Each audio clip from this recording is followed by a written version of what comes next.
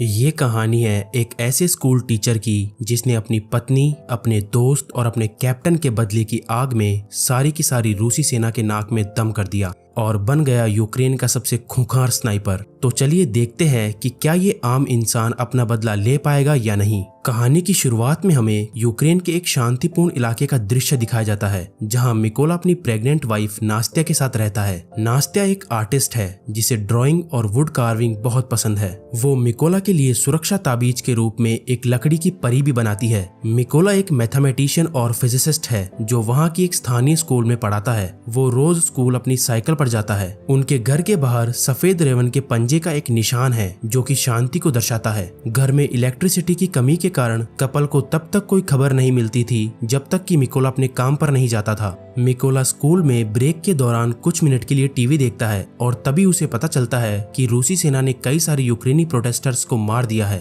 और अब रूसी सेना पूरे यूक्रेन पर कब्जा करने के लिए तैयार है। क्लास के दौरान मिकोला को एक इवान नाम का स्टूडेंट परेशान करता है। इवान सोचता है कि उसका टीचर एक अजीब और अजनबी इंसान है। वो चाहता है कि मिकोला यहाँ से चला जाए, लेकिन मिकोला इवान की इन हरकतों से कभी परेशान नहीं होता क्योंकि वो शांतिवाद में विश्वास करता है। उसका काम ऐसे भटके जीवों को मार्गदर्शन दिखाना है, ना कि उनसे लड़ाई करना। एक दिन अपने काम पर जाते समय मिकोला कुछ सैनिकों को सड़क के किनारे खड़े देखता है, लेकिन वो उन पर ध्यान नहीं देता। जब अंत में वो स्कूल पहुंचता है तो स्कूल को खाली देखकर उसके होश उड़ जाते हैं। फिर टीवी पर चल रही न्यूज से उसे पता चलता है कि रशिया ने यूक्रेन पर आक्रमण कर दिया है। थोड़ी देर पहले देखे गए सैनिकों को याद करते हुए मिकोला अपनी पत्नी की चिंता करने लगता है और वो वापस अपने घर जाने का फैसला करता है। लेकिन तब तक बहुत देर हो चुकी थी क्योंकि रूसी सैनिक वहां नास्त्या को पीट रहे थे और जब मिकोला अपनी पत्नी को बचाने की कोशिश करता है तो रूसी सैनिक उसे भी बंदी बना लेते हैं। रूसी सैनिक ये सुनिश्चित करने के बाद कि ये दोनों जासूस नहीं है, वो उनके घर को आग लगाकर वहां से जाने लगते हैं।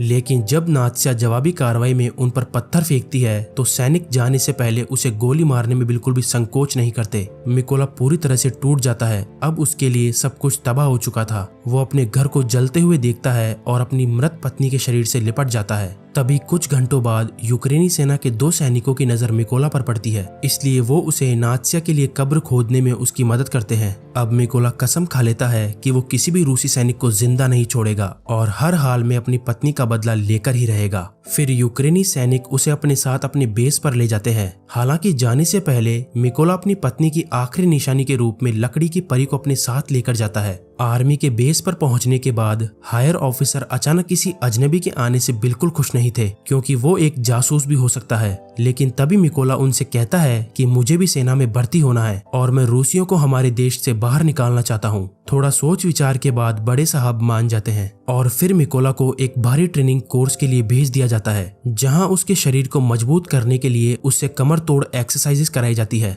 और उसे हथियारों का इस्तेमाल करना भी सिखाया जाता है। ये दोनों ही चीजें ऐसी थी जो शांतिवाद के रूप में उसने आज से पहले कभी नहीं की थी। वेपन्स को डिसअसेंबल और असेंबल करना उसके लिए विशेष रूप से एक कठिन काम था, जिसके कारण हायर ऑफिसर उसका मजाक उड़ाता है, खासकर तब जब वो कहता है कि आज से मेरा कोड नेम रेवन है। मिकोला हार नहीं मानता और देर रात तक अपनी वेपन प्रैक्टिस जारी रखता है और वो लकड़ी की परी को भी अपने पास रखता है ताकि उसे अपना लक्ष्य अच्छे से याद रहे। कुछ हफ्तों बाद ट्रेनिंग कर रहे लोगों को पता चलता है कि मोर्चे पर पर्याप्त स्नाइपर्स नहीं है और सेना इस काम के लिए वॉलंटियर्स की तलाश कर रही है। इस काम में बहुत से लोग रुचि नहीं रखते, लेकिन मिकोला तुरंत वॉलंटियर बन जाता है, जिसे देखकर वहां मौजूद सभी लोग उस पर हंसने लगते हैं। मिकोला फिर भी हार मानने को तैयार नहीं था। वो खुद को साबित करने के लिए एक चैलेंज लेता है। वो 20 सेकंड के अंदर अंदर अपनी आंखों पर पट्टी बांधकर एक AK-47 को अलग करके फिर से उसे इकट्ठा कर देता है और वो हंसने वाले लोग अब उसके लिए तालियां बजाते हैं और अब सब उसे रेवन कहने लगते हैं, जैसा कि वो शुरू से ही चाहता था।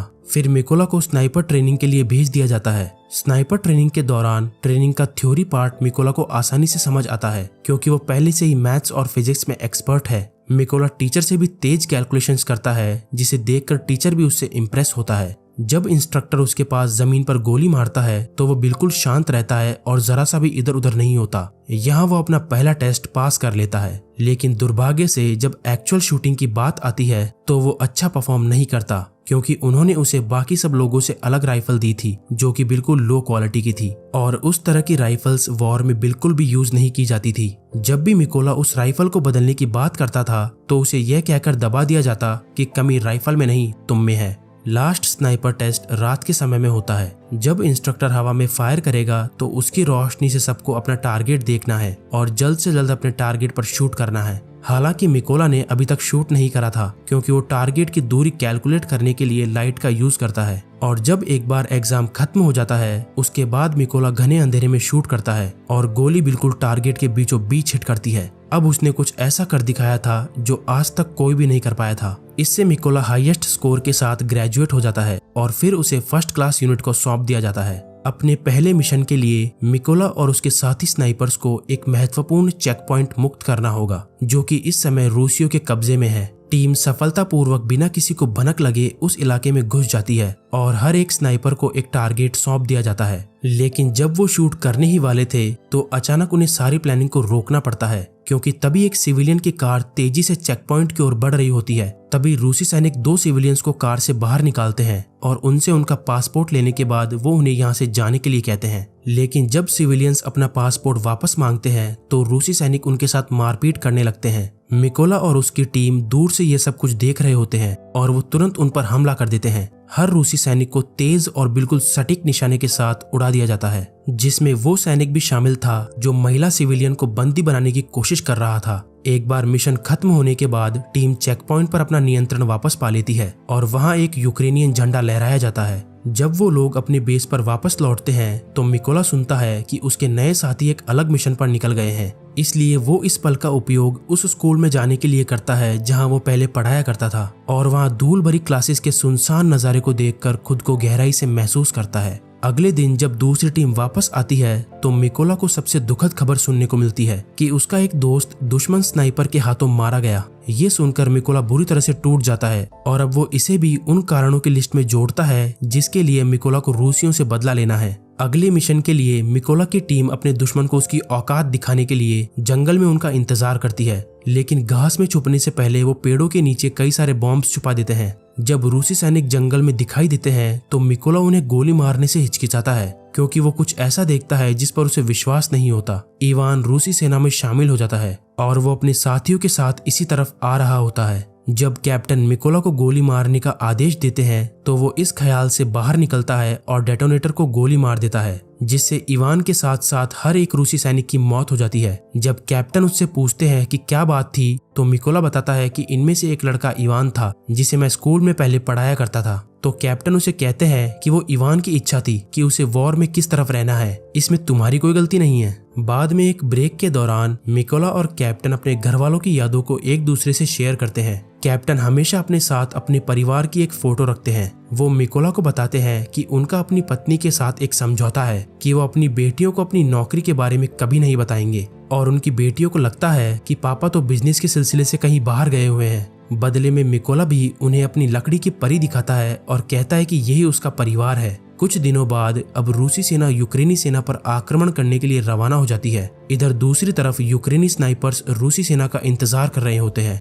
लकड़ी की परी को अपने सामने रखकर मिकोला अपना काम करने के लिए तैयार हो जाता है। तभी अचानक वो वहां खड़े रूसी सैनिकों के बीच उस आदमी को देखता है जिसने उसकी पत्नी को मारा था। बदले के लिए बेताब मिकोला कैप्टन से गोली मारने की अनुमति मांगता है, लेकिन कैप्टन उसे थोड़ा रुकने के लिए कहते हैं क्योंकि दुश्मन अभी सही पोजीशन में नहीं है। आखिरकार मिकोला अपना आपा खो देता है और उस सैनिक को गोली मार देता है और उसकी मौत हो जाती है। लेकिन इसी गलती की वजह से वो एक छिपे हुए स्नाइपर को अपनी लोकेशन भी बता देता है, जो तुरंत जवाबी कार्रवाई में कैप्टन को मार देता है। फिर रूसी सैनिक उन पर बम फेंकते हैं और अंधाधुंध फायरिंग करते हैं, लेकिन मिकोला हर गोली और बम को चकमा देकर कैप्टन के शरीर को घसीटता है। कुछ घंटों बाद जब मिकोला अपने बेस पर वापस आता है तो एक हायर ऑफिसर उससे वादा करता है कि कैप्टन को मारने वाले स्नाइपर का पता जरूर लगाया जाएगा और जब एक बार हम उसे ढूंढ लेंगे तो उसका खात्मा करने हम तुम्हें ही भेजेंगे। इस बीच मिकोला अब से हर मिशन पर अकेले जाने का फैसला करता है। उसकी स्नाइपर स्किल्स दिन ब दिन बेहतर होती जा रही है और वो कई रशियन स्नाइपर्स को मिनटों में ढेर कर देता है। कई बार वो जोखिम भरे कदम भी उठाता है जिसके कारण उसके हाथ में गोली भी लग जाती है। मिकोला अपने आप को रिकवर करने के लिए एक सीक्रेट जगह पर जाता है, लेकिन तभी उसके पास एक इम्पोर्टेंट कॉल आता है जिससे उसे ये पता चलता है कि सेना ने कैप्टन को मारने वाले स्नाइपर की लोकेशन ढूंढ ली है, इसलिए मिकोला को जल्द से जल्द वापस आना होगा। मिशन शुरू होने से पहले जवानों को अब तक जुटाई गई सारी जानकारी बताई जाती है। उन्हें बताया जाता है कि स्नाइपर की गोलियां लंबी चौड़ी हैं। वो पहले ही 5 यूक्रेनी स्नाइपर्स और 3 मशीन गनर्स को मार चुका है और उसका नाम सैरी है। यूक्रेनी सेना को नीचा दिखाने के लिए वो अपने सभी हत्याकांडों को रिकॉर्ड करता है और उन्हें इंटरनेट पर पोस्ट करता है, और उसने ही कैप्टन की मौत की रिकॉर्डिंग को पोस्ट करके मामले की जिम्मेदारी ली है। और हम उस जगह पर माइंस भी नहीं बिछा सकते, क्योंकि जहां सैरी छुपा हुआ है वहां एक केमिकल प्लांट मौजूद है। जब मिशन शुरू होता है तो सभी यूक्रेनी स्नाइपर्स अपनी अपनी पोजीशन ले लेते हैं और मिकोला का बिल्डिंग के पास जाने तक का इंतजार करते हैं। जो पहला रूसी सैनिक उसे मिलता है वो वही आदमी होता है जिसने उसके घर में आग लगाई थी, और वो मिकोला को कहता है कि तुझे उस दिन जिंदा छोड़कर मैंने मेरी जिंदगी की सबसे बड़ी गलती कर दी।